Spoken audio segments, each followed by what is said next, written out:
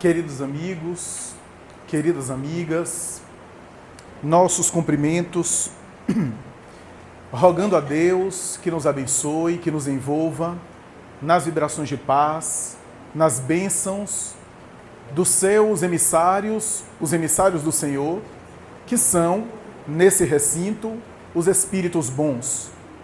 Gostaria de cumprimentar a esses dois corações queridos aqui, que estão na mesa, que representam a própria instituição veneranda, à qual nós aqui nos dedicamos, mas da qual somos muito mais beneficiados, que é a instituição de Sheila, a Fraternidade Espírita Irmã Sheila. Gostaria de agradecer o nosso amigo e irmão André Luiz, que atendeu o nosso convite quase que em cima da hora para brilhantar esse momento nosso com a sua habilidade musical. O André Luiz, ele é parceiro nosso, inclusive, de produção de música, de melodia, de trilha sonora do canal nosso, que a gente faz parte. Porque a internet, com o YouTube, muitas vezes notifica qualquer produtor de conteúdo que divulga algum material que tenha alguma música de direitos autorais, é claro. E a depender da lei na qual o país, cujo país foi produzida a música, o vídeo pode até ser barrado, pode até ser bloqueado, ou então nós sermos notificados. E graças à gentileza do nosso André, muitas vezes as trilhas sonoras que a gente coloca na produção de palestras e de estudos do canal, ele disponibiliza de uma maneira generosa, gentil, sem interesse de nenhuma natureza. Gostaria de dizer que o nosso seminário estará sendo dividido em duas grandes etapas. A primeira delas seria essa apresentação mais genérica, mais geral do tema, na qual a gente já vai abordar aspectos aí que dizem respeito à vida moderna, à vida odierna, à vida contemporânea. E na segunda parte, os desdobramentos mais espirituais, mais espíritas. Nessa parte nós teremos um espaço para perguntas e respostas, né, para diálogos, etc. E contamos, portanto, com a participação, com a colaboração de vocês, aqueles que se interessarem, portanto, de formular perguntas, questões ou agregar alguma coisa em torno do tema, enriquecer-nos-á a discussão, a reflexão, e a gente pode, claro, que otimizar aqui a riqueza do conteúdo graças a essas abordagens, essas intervenções. Muitas vezes uma abordagem se torna muito mais rica pela forma como os questionamentos são feitos. Aliás, foi isso que Allan Kardec tem o seu mérito maior na obra O Livro dos Espíritos, porque o sucesso das respostas que os espíritos deram estava na forma como Kardec elaborou as perguntas. Então, nós vamos começar nesse clima agradável de carnaval e fazendo um esforço mental para se desconectar das altas temperaturas materiais e não espirituais, não desconecte das altas temperaturas espirituais. E é só prestar atenção no palestrante, porque o palestrante está se movendo toda hora, então tem mais motivo ainda de se abanar do que vocês, que estão em estado de paralisia.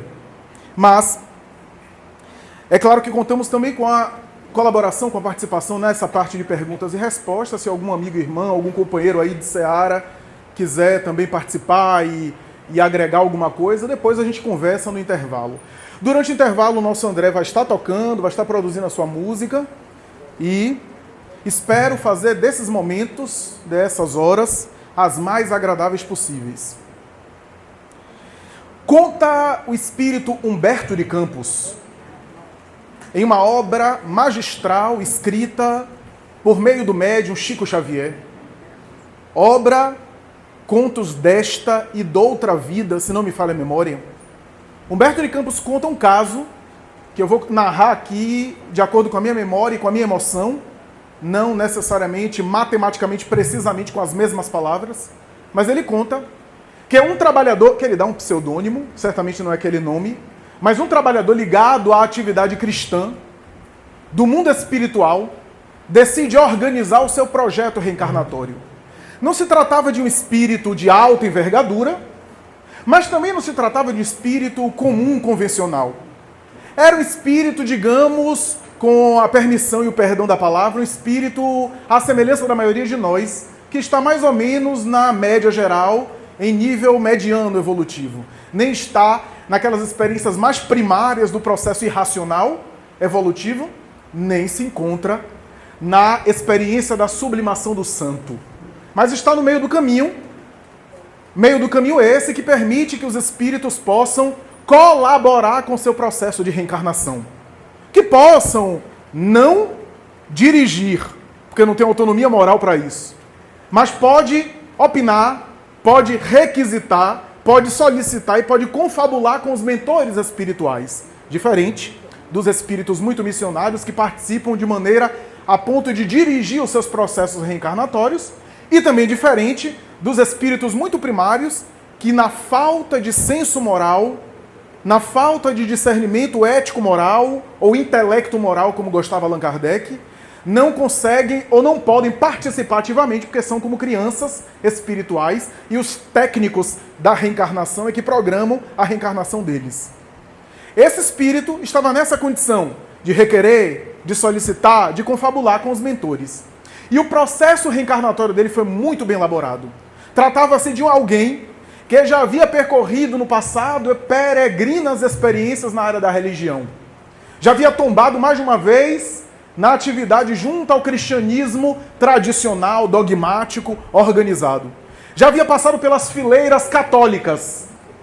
Já havia visto, em épocas muito recuadas, a ascensão do movimento protestante e aderiu à tese que começou com Lutero e com outros.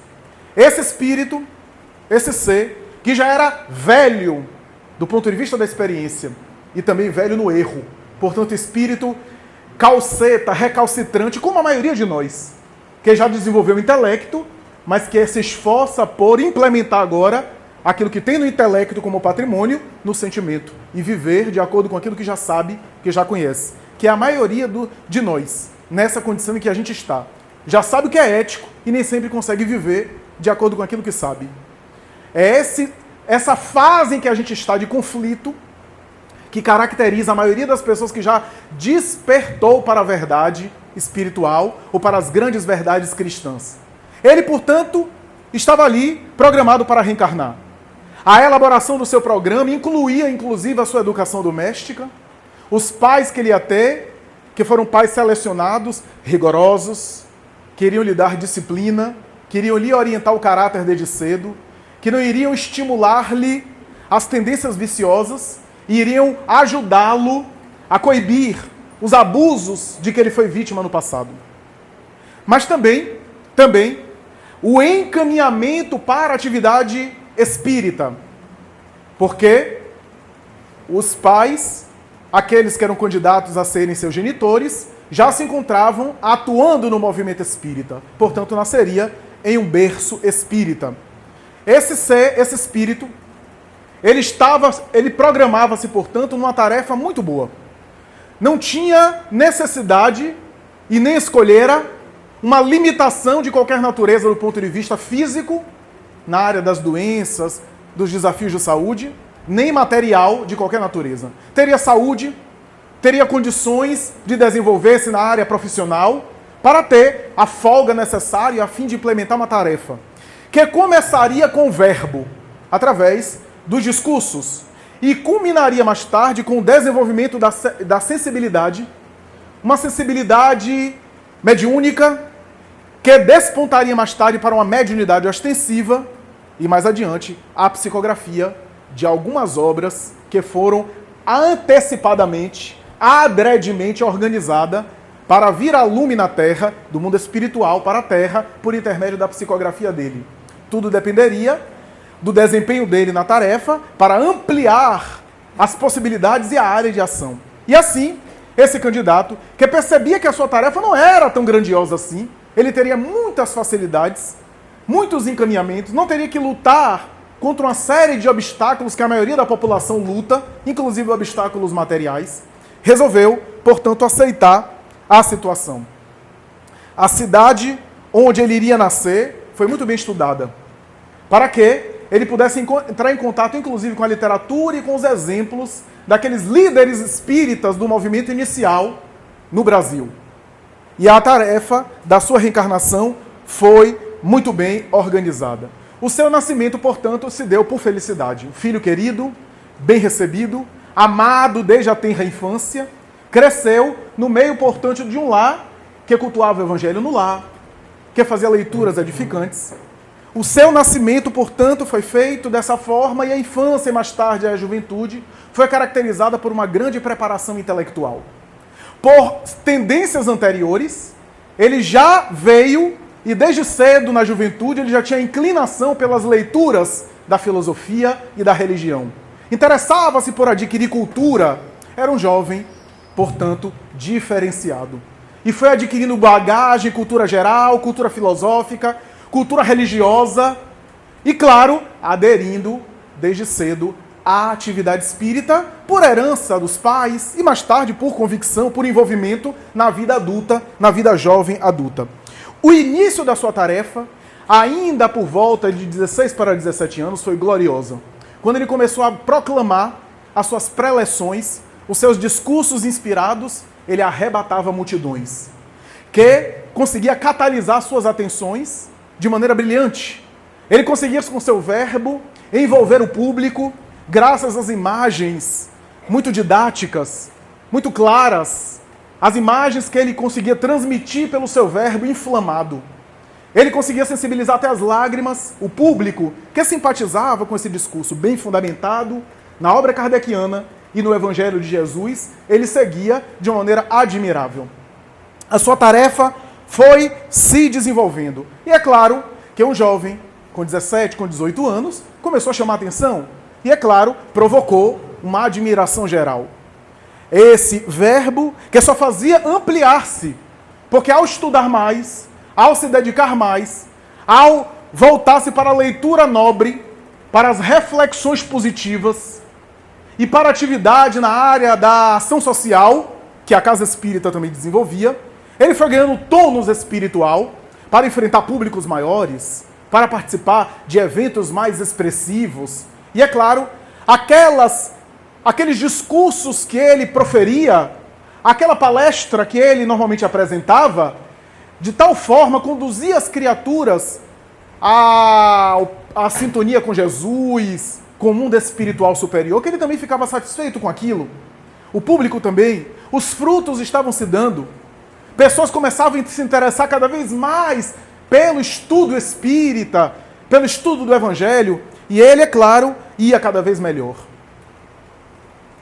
Humberto de Campos, então, faz um parêntese, ou um ponto, uma digressão, e diz: enquanto isso, no mundo espiritual, ele tinha aquilo que Paulo chamava da couraça da caridade, as defesas pela sua conduta, mas é claro, como qualquer tipo de tarefa, qualquer tipo de atividade, ele também desencadeava a antipatia daquelas entidades ignorantes, à semelhança da terra, porque o mundo espiritual é semelhante à terra, ou para melhor dizer, ao contrário, a terra que é semelhante ao mundo espiritual, uma cópia imperfeita do mundo espiritual. E é claro que da mesma forma que criaturas que começam a brilhar e que começam a se destacar e ter alguma conquista em qualquer atividade material, chamam a atenção das pessoas e causam, às vezes, despeito, na atividade espiritual também acontece, tanto no plano dos encarnados como no mundo espiritual. E alguns desencarnados começaram a, diz Humberto de Campos, a atiçá-lo e a tentar envolvê-lo. É natural, perfeitamente natural. Quem tem a literatura espírita não precisa se apavorar com isso, porque esse é um processo, é uma ocorrência natural, que faz parte do gênero de provações que a gente passa na vida e que a divindade permite para desenvolver-nos, para que com as dificuldades a gente se aprimore e consiga crescer mais. Nessas pequenas pedras, ou como dizia o Espírito Amigo, no capítulo A Paciência de O Evangelho segundo o Espiritismo, as 1000 alfinetadas do dia a dia que fazem a criatura crescer. Não fossem os obstáculos, a criatura ficaria numa tarefa infantil, como se fizesse a caridade de maneira tudo prazerosa e boa, sempre numa zona de conforto, sem que ninguém te incomode. A tarefa da caridade é iluminar o caridoso. A proposta de uma tarefa cristã é iluminar o tarefeiro e não os outros. E é por isso que o mundo espiritual permite que o tarefeiro passe por dificuldades, para fazê-lo crescer e a tarefa ficar maior. É sempre assim. Então, as entidades começam a se organizar e começam a gerar alguns embaraços na vida dele. Começa com alguns mal-estares orgânicos, aquelas situações, aquelas síndromes orgânicas que acometem a nossa vida, que a gente não sabe muito bem o que é. Eu não estou dizendo aqui que todo mal-estar orgânico é espiritual, viu? Porque às vezes a pessoa cochila no meio do meu discurso, acorda na metade e diz: ó, Flávio falou que todo problema físico é espiritual. Está gravado. Porque o que colocam palavras em minha boca às vezes, dizem que eu falei, quando eu vou ver o que é que eu não falei aquilo nem na outra encarnação. Mas existe isso, então não estou dizendo isso, estou dizendo que há mal-estares orgânicos que às vezes é defluente de uma sede espiritual e que às vezes a pessoa vai no médico e não tem nada. Essas ocorrências que Joana de Ângeles chama de enfermidades simulacros ou doenças fantasmas, ela diz isso na obra Libertação pelo Amor, tem um capítulo chamado Enfermidades Simulacros. Chico Xavier costumava dizer que muitas vezes ele foi vítima dessas doenças fantasmas, que física, organicamente não tinha nada, ele se consultava, como espírita de bom senso, ele ia aos médicos, fazia os exames, passava pelos tratamentos, mas às vezes não tinha nada. Era só uma sensação que era provocada pelas entidades para gerar embaraço nele. E assim foi. Às vezes um mal-estar outro qualquer, que as entidades produziam nele, por conta de sermos espíritos ainda imperfeitos, apesar de agir no bem, temos um passado de sombras, e ainda temos imperfeições que as entidades conseguem às vezes acessar e gerar ressonância, mesmo não sendo obsidiados. A palavra obsessão é quando o indivíduo é dominado por um espírito. Ele é um certo domínio, diz Allan Kardec no capítulo 23 do Livro dos Médiuns, um domínio que o espírito exerce sobre outro. Então, obsessão é quando há um domínio de uma mente sobre outra. Agora, influência espiritual, todos nós sofremos. É só acordar de mau humor, que você sintoniza e é influenciado pela mesma faixa. O que não quer dizer que seja obsidiado. Obsidiado é um certo domínio. Porque você acorda de mau humor, depois você muda de humor, sai da faixa. Então, não confundir. E aí ele começou a sofrer mal-estar orgânico e superava com paciência. Pelo contrário, converteu aquele mal-estar orgânico em dar exemplo. Quando a pessoa ficava com dor de cabeça e se queixava e não ia para a mediúnica, ele ia mal, mas ia. Ele fazia a sua tarefa e não faltava por nonadas. E aquilo foi, inclusive, inspirando outras pessoas a dar o mesmo exemplo. E assim, a sua tarefa só foi ampliando. Aí começou a nova fase, incompreensão familiar. A família começou a implicar com esse negócio de espiritismo. Os parentes, os próprios pais, que eram seus tutores, começaram a achar que ele estava excessivo demais. Que ele precisava viver também a vida material, a vida mundana. E assim foi. A família, etc. Era crítica aqui, crítica acolá, era incompreensão aqui, era a tentativa de alguém bater boca com ele, e ele conseguia contornar tudo na paciência sem entrar em conflitos, sem se alterar e sem se encolerizar. Mais tarde começou as antipatias no meio espírita, que é uma coisa que não acontece, só acontecia naquela época. Hoje não acontece em lugar nenhum, nessa casa mesmo não tem nada disso, né? Ninguém antipatiza com ninguém. Era só naquela época que Humberto de Campos falou. As antipatias.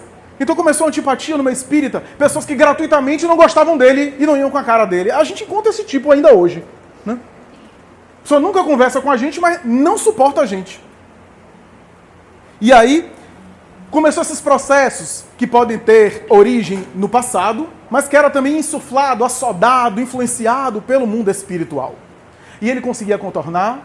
Ele conseguia, inclusive, ter mais paciência, compreensão. Ele conseguia não entrar no mesmo nível dos seus agressores e chegar a conquistar a simpatia deles. Pela forma não arrogante, pela forma de ceder, de ser flexível, de compreender. E o tempo foi passando. Surgiu uma época de dificuldade financeira. Uma fase. Sim. Questão 459 de O Livro dos Espíritos. Os espíritos influenciam nossas vidas muito mais do que nós imaginamos. De ordinário, que muitas vezes são eles que nos dirigem. Começou a dificuldade financeira. Era um cliente do seu trabalho que chegava para uma proposta e de repente antipatizar. Não quero fechar o negócio não, saía. Porque o mundo espiritual ali irradiava. E ele começou a passar limitações financeiras, dificuldades materiais, que venceu com exemplo de paciência e resignação. Outra fase, facilidades financeiras. Porque facilidade financeira também é prova. Quanta gente que viveu no SPC e no Serasa muito bem, até o momento que começou a ganhar muito dinheiro e começou a fazer muita besteira. E os guias espirituais tomaram que ele se endivide de novo. Porque quando estava endividado, estava frequentando o centro, estava ali orando. Né? Quando está bem, começa a fazer um monte de bobagem com o dinheiro. Porque o dinheiro é uma tentação que deslumbra muita gente. E ele passou muito bem. Humberto de Campos diz, a oração dele era o seu oxigênio, ele parecia respirar um clima psíquico, as entidades não conseguiam acesso nem direto na mente dele e tentava provocá-lo por intermediários e não conseguiam. A oração. Aqui vale a pena um parêntese. Oxigênio, ou seja, a oração é alimento. A gente acha que orar é para dizer a Deus aquilo que talvez Deus não saiba. Ou então para pedir, para formular apenas pedidos. A oração é carregar o celular, carregar a bateria. E é um carregamento Wi-Fi. É sem fio. Então, eu preciso me carregar. Por isso que Joana tem uma mensagem que ela vai dizer que a alma precisa de oração tanto quanto o corpo precisa de banho e de alimento. Então, é o alimento. E ele exercitava a oração. Porque a oração não é dizer a Deus aquilo que ele já sabe. Deus sabe mais do que nós a respeito de nós. É a inteligência suprema. É a causa inteligente do universo. Ou seja, a nossa inteligência é consequência da inteligência divina. É efeito da inteligência divina. Não. Não é isso. A oração não é apenas um exercício de humildade. Mesmo no pedido, a oração é um exercício de humildade. Porque é um treino de você se colocar. De você se colocar abaixo de algo maior que você. Quando você se dirige ao Criador, você emocionalmente está treinando a humildade. Francisco de Assis, quando ele começou a tarefa dele, ele começou a pedir para todo mundo as coisas só para se exercitar em receber negativas. Em receber recusa. Em ser recusado. Ou seja, a oração é uma espécie de treinamento de educação do nosso desejo. Do nosso desejo. Porque aquilo que a gente pede e a divindade elabora, a gente está treinando o nosso desejo. Seja quando a gente é atendido, seja quando a gente não é atendido. Tem uma mensagem belíssima de Maria Dolores que ela fala isso, né? Ela fala, agradeço-te, Senhor, as tantas vezes que eu pedi em oração e a vossa resposta foi não. Porque às vezes a melhor coisa que a divindade pode fazer conosco é nos negar algum pedido. Determinados pedidos. Oscar Wilde, que era materialista e falava de maneira cética, ele dizia o seguinte, quer ver Deus castigar você? É só Deus atender todos os seus desejos. Então, é um exercício de humildade. E ele orava e se mantinha sempre em um clima psíquico saudável. Aí Humberto de Campos disse que uma turma que não era necessariamente adversária dele do passado, mas essa turma que não quer que ninguém progrida e antipatiza com qualquer movimento do progresso, se reuniu e disse, não, esse trabalhador está muito valoroso. Se reuniu e resolveu trocar confidências ali. O que é que a gente faz? Esse homem está sendo um foco de luz de uma tarefa cristã convencional, está quase virando um missionário, um apóstolo. E aí reuniu-se nas sombras e começou a confabular o que fazer. E aí alguém dizia uma coisa, não, a gente já tentou isso, não deu certo. Pelo contrário, ele usou isso e se tornou exemplo. Não, a gente tentou aquilo e começou. Cada um dizia uma opinião. Até que chegou um especialista, daqueles espíritos assim que Kardec classifica como de fascinação, né? Aqueles espíritos que são inteligentes, que são astutos, né? Que não são emocionais, impulsivos. Porque os mais fáceis são os emocionais, são os impulsivos, aqueles que berram, que gritam, que querem bater boca. Os mais complicados são aqueles frios, porque eles usam a inteligência que têm para o mal. Às vezes são muito mais inteligentes do que nós. E aí esse espírito se aproximou e disse assim, eu acho que eu tenho uma ideia que a gente ainda não tentou. E são raros que não caem nessa. E aí as pessoas olhavam, ele falava pouco, e ele disse assim, vamos começar vamos começar um plano aqui de primeiro tentar homenageá-lo. Vamos começar com homenagens pessoais. Vamos fazer essa coisa, essa estratégia? E a gente nunca tentou. Eu já consegui várias vitórias nesse aspecto. Começa com homenagem pessoal, vai adiante, começa depois com festas, e envolve ele de tanta homenagem e tanta festa, que ele vai se distraindo e vai se distanciando dos seus deveres espirituais. Todo mundo aplaudiu e começa uma etapa nova ao trabalhador. Uma etapa diferente. É um centro espírita que vai ser inaugurado, chama ele para inaugurar e ele vai fazer a palestra. Mas antes disso, é homenagem, é cartaz, é gente recebendo ele de tapete vermelho, é gente aplaudindo onde ele estava, é gente dando troféu, medalha de honra, etc. E era tanta homenagem que o homem nem conseguia falar direito. Sobrava 5 minutos só para ele falar, porque era tanta gente homenageando ele. E aí trazia bolo, aí batia parabéns, aí uma creche era inaugurada. Chama ele. Ele tinha que fazer a palestra, a palavra, mas antes disso, e aí eram viagens intermináveis, eram deslocamentos de várias cidades, tudo para receber prêmios, homenagens, e que ele atendia o convite de uma maneira constante. E assim foi, passeios, confraternizações, recreações. Começou um grupo íntimo que de vez em quando fazia festas particulares para ele. E claro, com isso veio os excessos. Banquete, começou com um siquilhozinho, e aí chegou até a buchada de bode. Não, isso é por minha conta, Humberto de Campos não fala isso não, tá? Mas os banquetes começaram a ficar excessivos, e ele começou a se exceder. E aí depois um licorzinho aqui, um licorzinho ali, e começaram as bombas alcoólicas, o excesso, e aí ele começou a se exceder. E se excedia tanto que caiu no excesso da gula, excesso da gastronomia, nas piadas que começaram a ser vulgares, e aí Humberto de Campos disse que pela primeira vez o trabalhador começou a perder a sintonia com as esferas mais altas. Começou a perder também o hábito da leitura nobre, que o protegia, a reflexão e a prece constante, para sempre estar nas festas e nas homenagens e nas confraternizações. Era tanta confraternização que Humberto de Campos disse que chegou um momento que ele não tinha mais o verbo inspirado. Ele era portador de conversação rotineira, conversação vulgar. Falava o palavreado do dia a dia, o diálogo convencional, sem mais aquela palavra inspirada dos temas elevados, dos temas nobres. A conversação é edificante.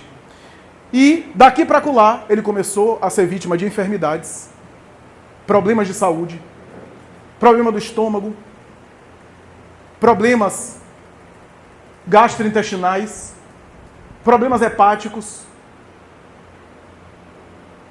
E foi enveredando para uma desencarnação prematura.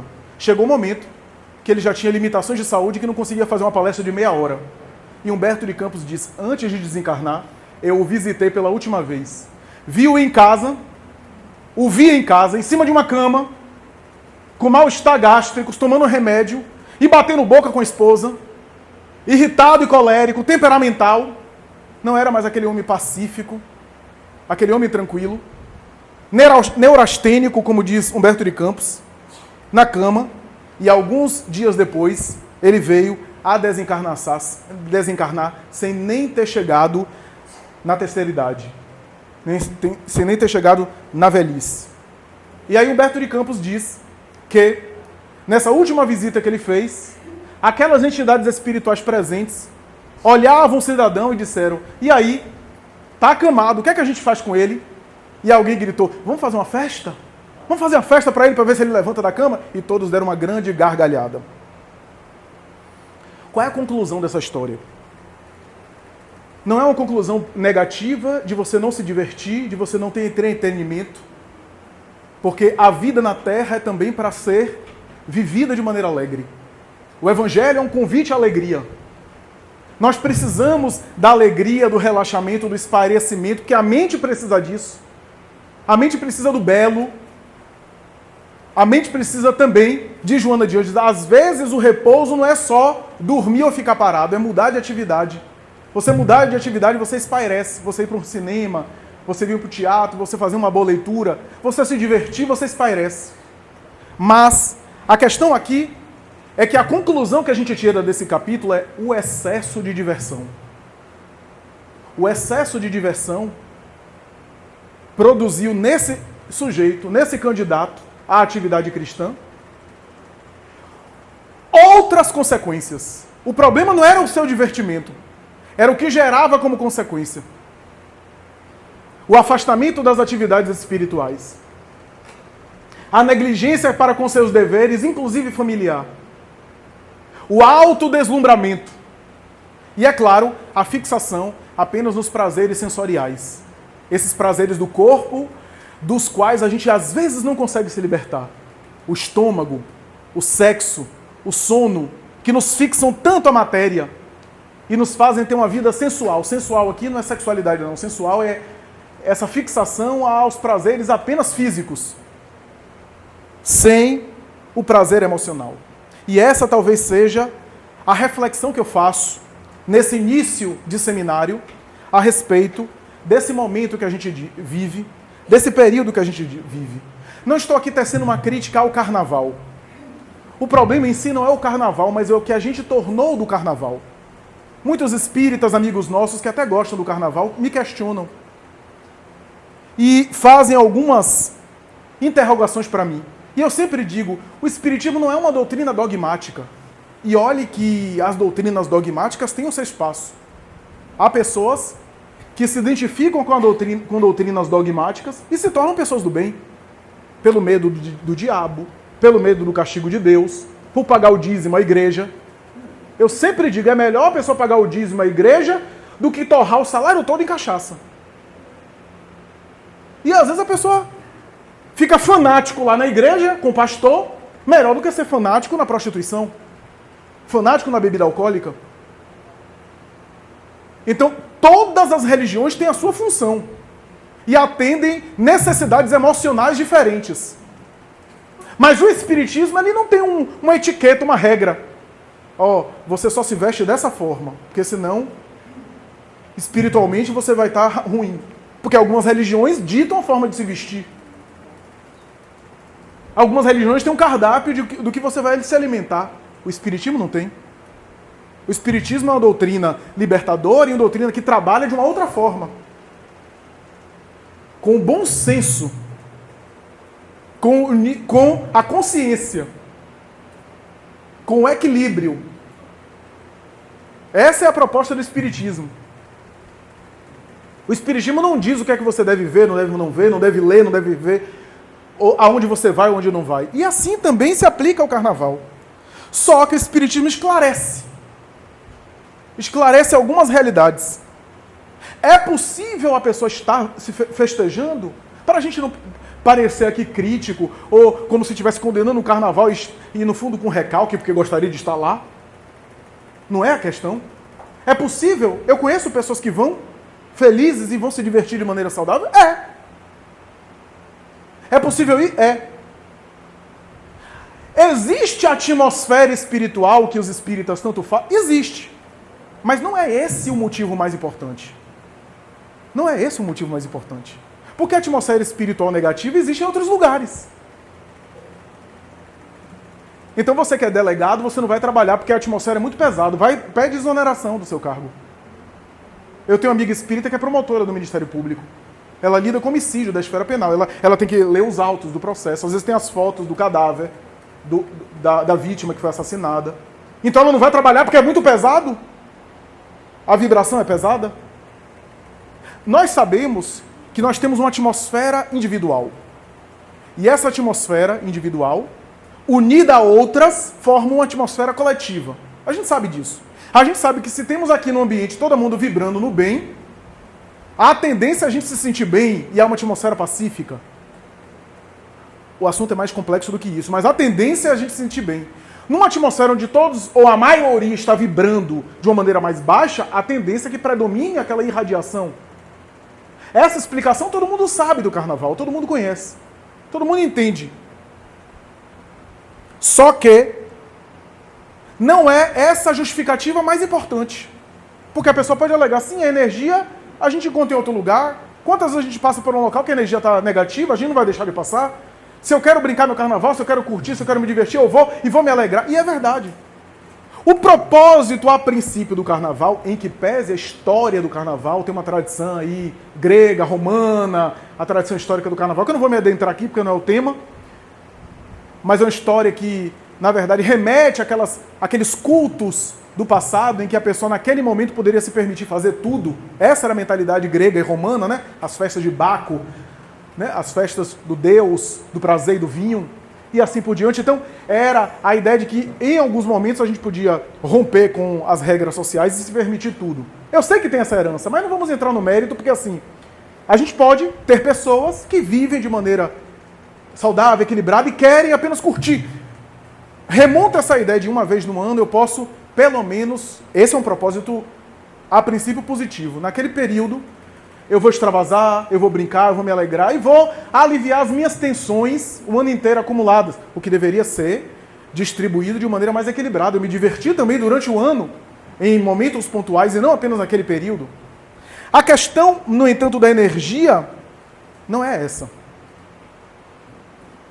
E eu vou dizer uma segunda coisa que não é também a coisa mais importante. Uma outra coisa que eu falo é o seguinte: você pode estar com energia positiva e deve. Mas tenha em mente que quando você entra em um local onde a vibração está mais negativa, você tem em mente que você não é tão puro assim que você não possa se contaminar. Da mesma forma que se você vê uma multidão que está brigando e você for lá, você pode se contaminar emocionalmente e cair na briga também. Quantas pessoas fazem isso? Então tenha em mente que você está ali e tenha em mente que alguma coisa pode sobrar para você.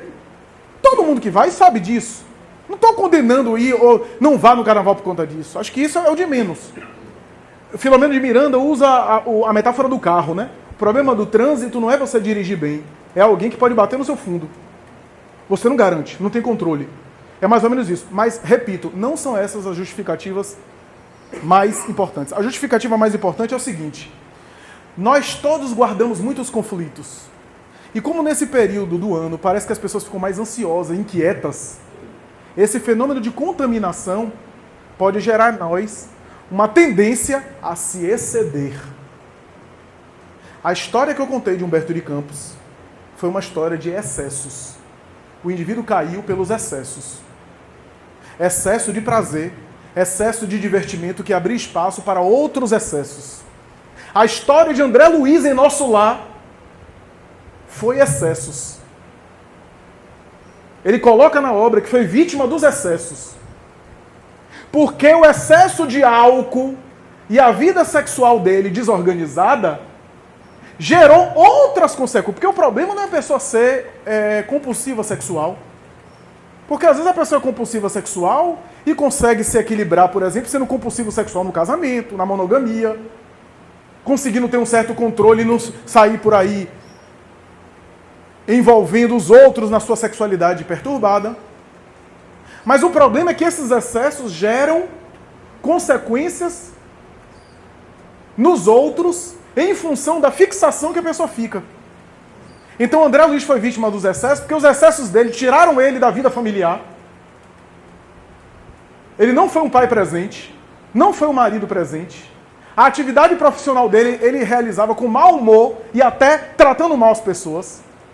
Então a vida do excesso de prazer, o hedonismo, a fixação apenas no prazer sensualista, gera uma espécie de desinteresse pelas outras coisas.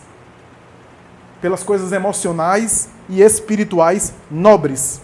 E é isso que gostaríamos de dizer. O tema é convite aos dias atuais.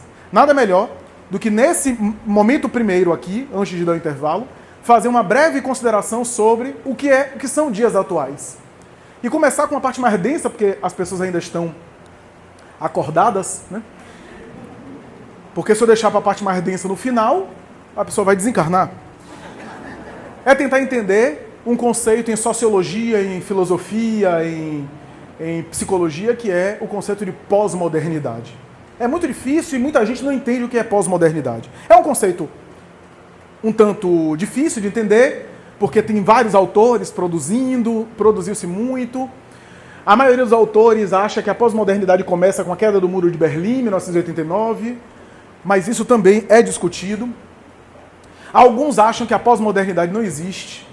A ideia, mais ou menos, da pós-modernidade é o seguinte: a pós-modernidade é o período que a gente vive desde quando a ideia do concreto e dos padrões, seja de tabu, seja de preconceito, ou seja de ideais religiosos, filosóficos, hegemônicos, não existem mais.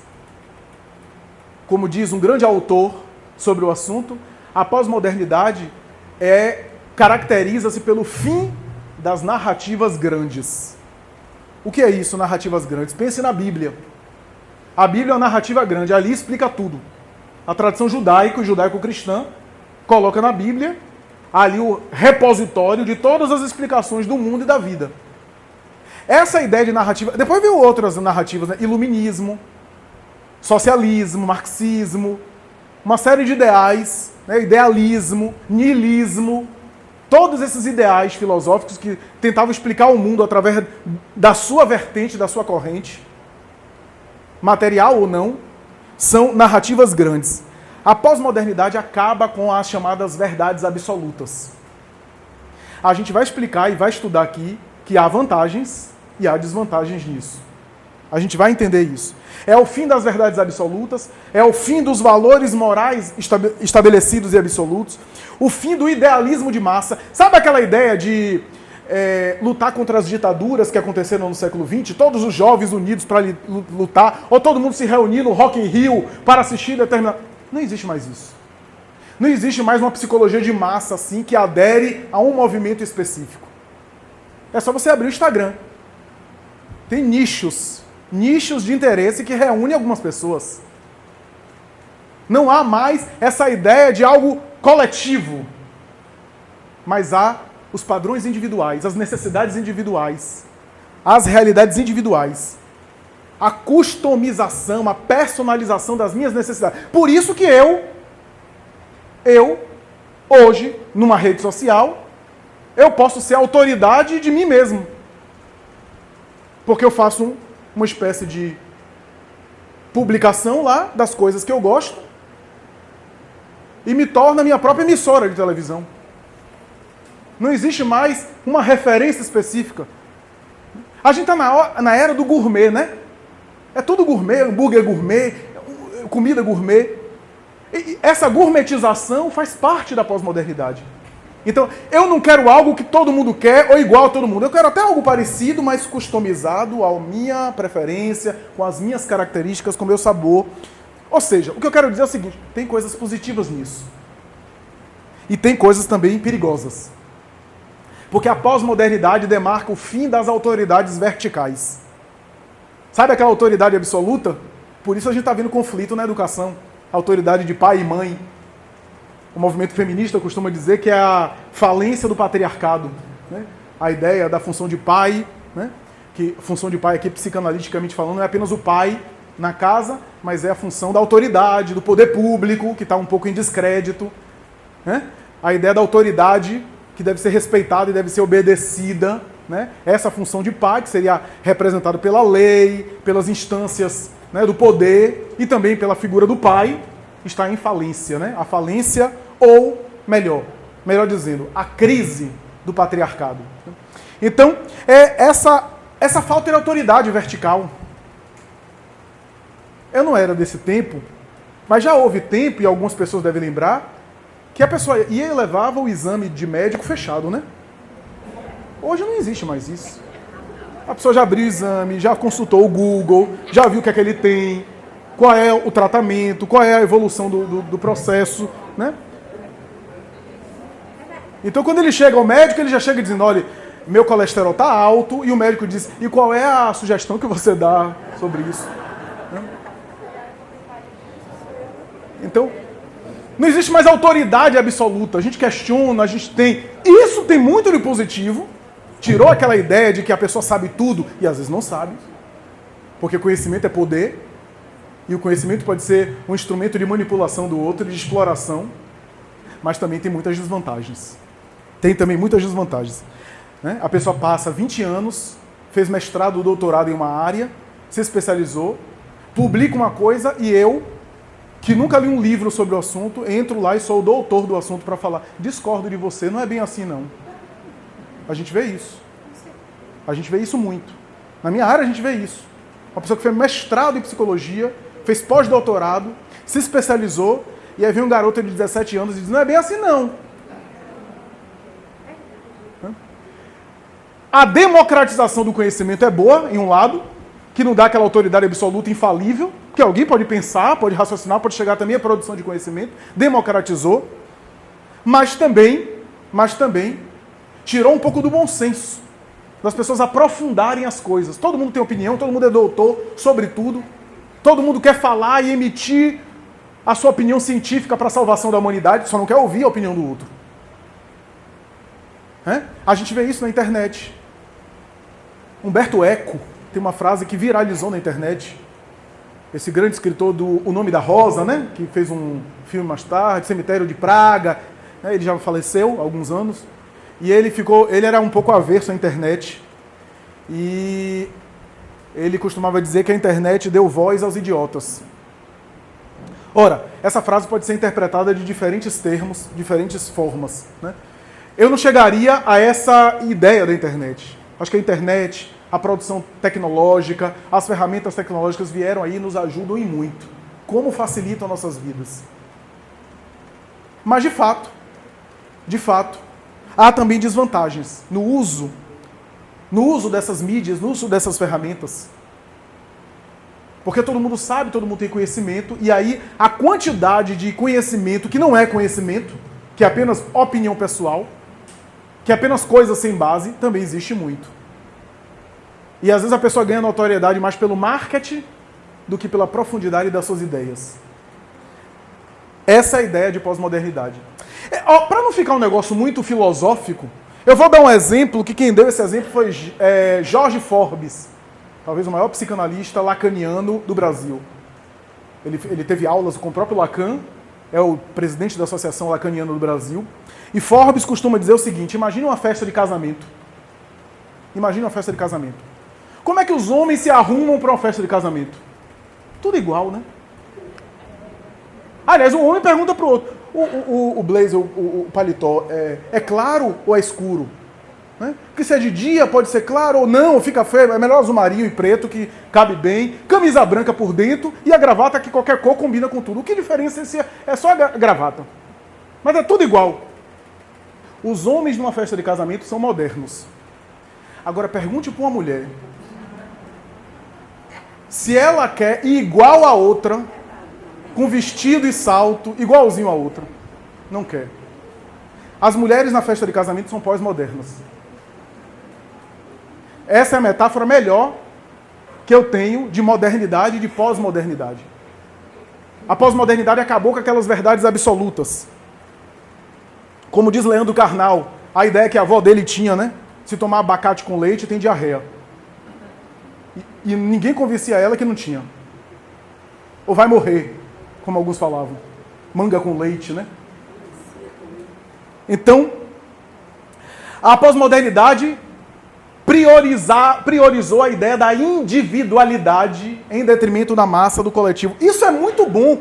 A ideia, pelo menos a proposta, seria focar mais no sujeito.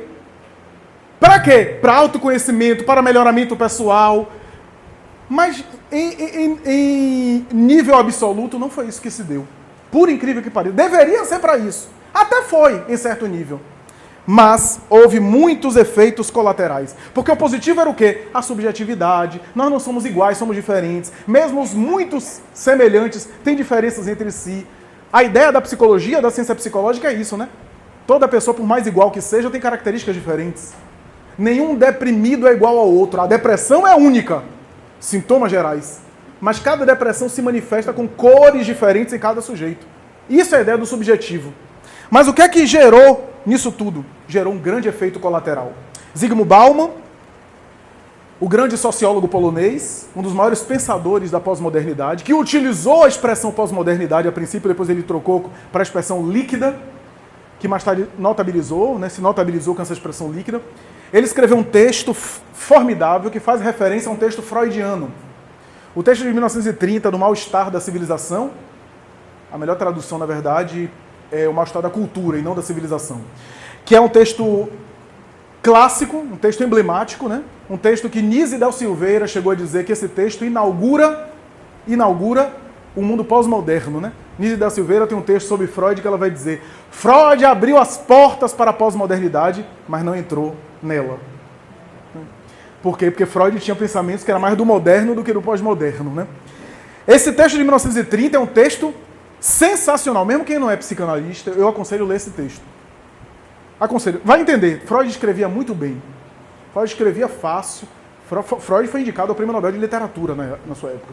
Escreve bem Freud. É gostoso ler Freud. Agora, Jung não, viu? Jung, você lê, você tem a sensação de que Jung acha que você tem a mesma inteligência que ele. Que ele vai jogando as coisas como se você soubesse igual a ele. Ler Jung é mais penoso. Mas Freud não. Freud ele é didático, né, de escrever. E ele escreve nesse texto, O Mal-Estar da Cultura, o seguinte: que nós somos seres do desejo, né, a ideia freudiana que o sexo é o desejo, o instinto que predomina. E para a gente estruturar a sociedade e a cultura, a gente teve que renunciar uma parte desse desejo.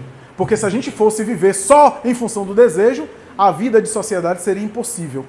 Seria uma vida bárbara. É impossível a cultura e a civilização numa vida só de desejo. Então a gente teve que renunciar parte desse desejo para viver em cultura e civilização. Só que isso produziu um mal-estar. Freud tinha uma visão pessimista, portanto, da cultura e da civilização. Uma visão, portanto, bastante pessimista. Ele acha que a partir do momento da repressão do desejo surgiu a ideia do eu e do outro. Porque enquanto eu sou desejo, vejo uma criança de 2, 3 anos, ela é puro desejo, ela acha que tudo tem que atender ela. No momento em que ela começa a ser, aspas, muitas aspas, tá aqui, né? Reprimida, ela começa a desenvolver a ideia do eu e do outro. A mãe não é apenas ela, é o outro, né? Freud, a princípio, quando ele escreveu esse texto, ele leu sobre um conceito religioso, embora não fosse religioso, um amigo seu, Roland, que era religioso, que falava do sentimento oceânico. A ideia das religiões, né? Porque para Freud, a tensão do mal-estar é o seguinte: o mal-estar da cultura é o seguinte: você tem uma tensão entre os seus desejos e a cultura, a sociedade, aí entra a política, poder público, tudo. O sentimento oceânico da religião, escreve ele, é essa ideia de todo religioso de se unir a um todo e a sua individualidade se conectar de tal forma ao todo que você fica bem e já não tem mais essa tensão. Então, ele vai dizer que esse é o desejo. Mais tarde ele faz uma interpretação disso, dizendo que isso parece ser uma espécie de desejo inconsciente do adulto voltar à barriga da mãe. Porque na barriga da mãe o indivíduo tem um sentimento oceânico, ele não tem tensão, né? Ele se sente o todo. Né? Mas a verdade é que ele acha que não havia jeito, e que para produzir cultura não é necessário reprimir. De certa forma ele tem razão. Por exemplo, um menino, uma criança, se você quer escolarizar, você vai ter que reprimir um pouco. Ou você acha que seu filho vai estudar com todo prazer? Bota ele para estudar para a prova e ele vai todo contente. Produção de cultura é um certo nível de repressão. Para Freud, trocando em miúdos de maneira mais fácil, Freud vai dizer o seguinte: a gente só produz cultura e sociedade quando a gente não está usando a energia do sexo. Porque, do contrário, a gente fica fixado na libido. Essa era a ideia dele. Zygmunt Bauman, mais de 30 anos depois, pega esse texto de Freud e vai escrever um texto, que é um livro hoje, chamado O Mal-Estar da Pós-Modernidade. Onde ele faz alusão a Freud, mas ele vai dizer que em vez da liberdade, em vez da libido, existe o consumismo. E que a sociedade é caracterizada pelo desejo do consumir e pela repressão do consumo. E que há uma ideia material. Freud não tinha engajamento político, Zygmunt Bauman tinha, ele vinha de uma tradição socialista, ele viu o capitalismo da sua época, faz uma crítica ao capitalismo tardio, mais tarde ele se afasta um pouco do socialismo que ele viu totalitário, soviético, que matou muita gente, então ele se afastou mais tarde no final da vida, e ele fala que é uma crítica de que a sociedade se estruturou com base de que quando eu tenho para consumir, eu tenho liberdade. A liberdade está calcada na ideia do dinheiro, do poder financeiro. Quando eu tenho liberdade para ir e vir. Essa é a ideia do ponto de vista material. E ele vai dizer que essa pós-modernidade calcada no consumismo é uma pós-modernidade que a experiência pessoal predomina sobre o coletivo. O sentimento oceânico de Freud era o seguinte: o indivíduo encontrar algo, por isso as ideologias modernas, de encontrar um grupo, o adolescente que encontra a tribo com o qual ele se identifica, para se identificar, se harmonizar.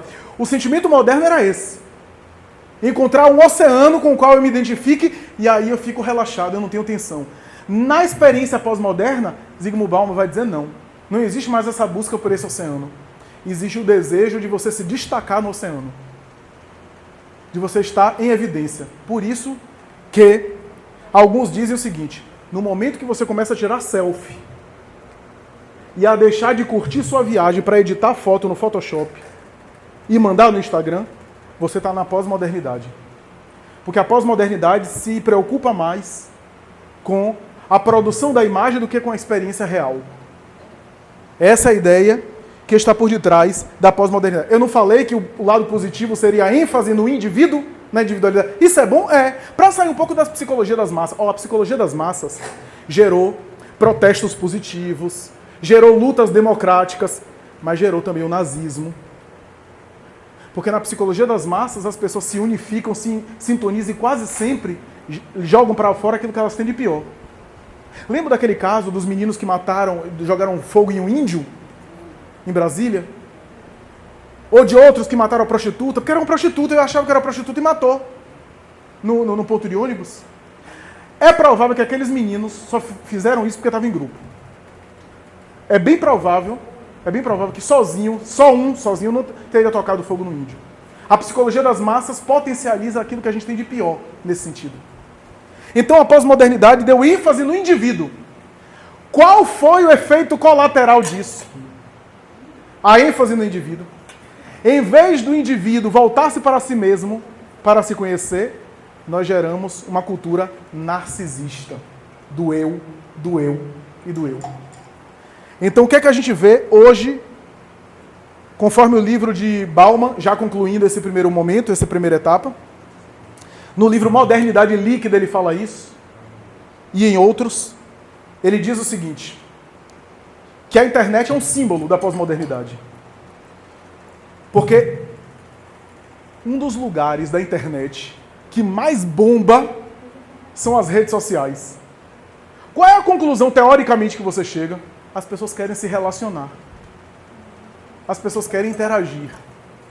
Mas, por incrível que pareça, às vezes a gente evita o contato pessoal para o comportamento digital. A gente renuncia o diálogo presencial. E eu não estou criticando ninguém porque eu já fiz isso. Eu já cometi esse pecado de estar respondendo uma mensagem na frente de alguém. E a gente acaba perdendo a experiência pessoal em função do contato digital. O que é que a gente tem visto hoje? Teoricamente, se a gente olhar para as redes sociais, as pessoas querem se relacionar. Mas nunca houve tanta solidão como hoje. Nunca houve tanta experiência de solidão. Que paradoxo é esse que a gente está vivendo? Necessidade de se relacionar de um lado, vida digital de outro lado. De que modo essa vida digital interfere, impacta na minha conduta presencial? A verdade é, Bauman tem uma entrevista que está na internet, ele diz o seguinte, que quando ele tinha 90 anos, eu tenho 90 anos e tenho 5 amigos. E eu tenho um aluno na universidade que tem 18 anos e ele me diz que tem 500 amigos. Não é uma crítica de minha parte, mas o que eu defino como amigo não é o mesmo que ele define como amigo. E outra coisa, o amigo na vida virtual, você pode cancelar a amizade e aí deixou de ser amigo. Ou então, se ele posta uma coisa que você não gosta, sei lá, uma coisa do candidato político que você não gosta, você bloqueia ele. Mas não dá para eu estar eu e a Milânia aqui conversando e eu bloquear a Milânia aqui na minha frente. Apertar assim para bloquear. Não dá. O que é que eu quero dizer com isso? É que a gente está criando uma sociedade fraca emocionalmente, que não tolera a convivência. Uma sociedade líquida. Uma sociedade que na primeira dificuldade a gente rompe. Relações afetivas, amorosas, relações sociais, relações de amizade, relações familiares. Porque é melhor bloquear do que suportar conviver com democracia. Democracia é suportar ouvir aquilo que a gente não gosta. Então, essa ideia. Alguns dizem que quando a gente compartilha muito o nosso narcisismo na internet... Já viu como a gente compartilha o nosso narcisismo? Então, por exemplo, eu mesmo gosto de música erudita. Aí a pessoa sabe que eu gosto de música erudita. Eu gosto dos últimos quartetos de Beethoven, por exemplo. A pessoa sabe, até me manda um WhatsApp antes dizendo: eu posso compartilhar a rocha com você? Não. Aí, puf, compartilhou. Então, tem umas coisas assim de falta de respeito que eu acho que a gente não mede muito bem na vida digital, né? Que é um pouco isso, a falta de senso em relação ao outro. Né? A gente compartilha o que a gente gosta e acha que o outro tem que gostar também. Tem gente que diz assim, na internet, eu sempre acho que a minha opinião é melhor, o que eu compartilho é melhor, o que eu posto é melhor que o outro. Eu acho que essa visão é até otimista. Né? Porque quando eu digo isso, eu estou dizendo que eu vi a opinião do outro, vi a postagem do outro, olhei a publicação do outro, comparei com a minha e achei que a minha é melhor. Eu acho que a gente nem olha, nem percebe o que o outro compartilha. A gente quer falar, mas não quer ouvir. A gente publica muito, mas não se interessa em ver, em ler o conteúdo publicado alheio. Então, o que é isso? Narcisismo. E o narcisismo é fraco, precisa de aprovação, precisa de curtida, precisa de comentário, senão a gente fica fragilizado. E por fim, essa pós-modernidade rompe com o conceito de privacidade. De um lado, a transparência excessiva. De outro lado, a falta de privacidade que a gente está vivendo hoje. Então, o que é que eu quero falar com tudo isso, meus amigos? O projeto do mundo espiritual para a Terra é fomentar o nosso progresso. Deus, quando quer acelerar o progresso, envia os seus missionários. Não apenas na religião, mas na ciência e na tecnologia. A tecnologia tem uma raiz espiritual. Uma raiz espiritual que a gente não percebeu ainda. Há um projeto do mundo espiritual, porque tudo evolui e tudo vai ficando mais sutil, já percebeu? Quer ver um exemplo fácil? Eu não sou especialista na área. Alimentação. A alimentação que a gente está tendo hoje, por exemplo, a alimentação cada vez mais leve, né? Está priorizando a alimentação mais leve, mais saudável. Cada vez mais. Por quê? Porque as coisas estão evoluindo, o biótipo humano está se alterando. Os hábitos, Kardec vai dizer, nos mundos superiores os hábitos são mais sutis. Ele chega a perguntar aos espíritos sobre Júpiter, e os espíritos respondem, aqui a nossa alimentação não é grosseira igual a vossa, porque os nossos estômagos não são grosseiros como os vossos. Então tudo evolui de maneira mais espiritual, mais sutil. Você pega a tecnologia também, tudo está ficando mais sutil. Ou você acha que não há um projeto espiritual para essa ideia de Wi-Fi, de nuvem, armazenamento de nuvem? Está tudo saindo do material para algo abstrato. Antes era um disquete, 1,44 megabytes. Eu sei que ninguém lembra dessa época, né? O CD mais tarde, não sei quantos gigas. Não tem mais CD, pendrive, HD externo, agora armazenamento em nuvem. Veja como tudo está se sutilizando. A tecnologia, acredito eu, seja um projeto da divindade para treinar uma vida mais psíquica, onde a comunicação não é mais apenas material, mas é psíquica. Porque agora até com o celular você fala e o celular escreve para você. É uma ideia para exercitar psiquicamente o encarnado para a comunicação que se dá futuramente nos planetas mais evoluídos. Que é uma comunicação, como diz Allan Kardec, pelo pensamento. Todos estamos sendo treinados e trabalhados para isso. Daí as conexões Wi-Fi. Mas quantos transtornos, quantas coisas negativas, quantas coisas problemáticas, quantas escolhas. Hoje a pós-modernidade tem tantas alternativas. No passado tinha coisa que era proibida, tinha coisa que não podia. Agora a gente pode tudo. Tem tudo para você. E a capacidade de escolher muita coisa, aparentemente, não tornou as pessoas mais felizes. Pelo contrário, parece que há uma capacidade maior de fazermos escolhas erradas. É interessante isso. Isso tudo é da pós-modernidade. Só para dar o intervalo agora, lembremos que Jesus era alegre. Que Jesus participou de festas. Que Jesus viveu a experiência judaica da sua época. Que as bodas de Caná representam talvez o símbolo maior disso. E ele fala isso mais tarde por Humberto de Campos em A Boa Nova. Que ali estava a confraternização entre amigos. E a alegria de com os elos e os vínculos do coração servir e ajudar os amigos. Independente da polêmica da transformação da água em vinho e de alguém se embebedar demais e se embriagar por conta do vinho, mas aí havia um símbolo maior, que é se felicitar pela felicidade dos amigos, que é servir ao amigo, que é participar daquela experiência. Ele era alegre. No Evangelho de Lucas há uma frase dele que ele disse, porque comparavam Jesus com João Batista, e os discípulos ficavam dizendo que era o maior. E João Batista era austero, comia gafanhoto no deserto, era asceta, e Jesus não. E aí tem um momento do Evangelho de Lucas que Jesus diz assim: quando João Batista chegou, diziam que era um louco e que não era de Deus, porque era austero e vivia no deserto. Agora o Filho do Homem, só porque participa das festas, que almoça e janta com publicanos e pecadores, é chamado de comilão e beberrão. Era assim que aludiam a ele, comparando com João Batista. Ele participava da alegria, mas a alegria em Jesus era aquela alegria que brilhe a vossa luz.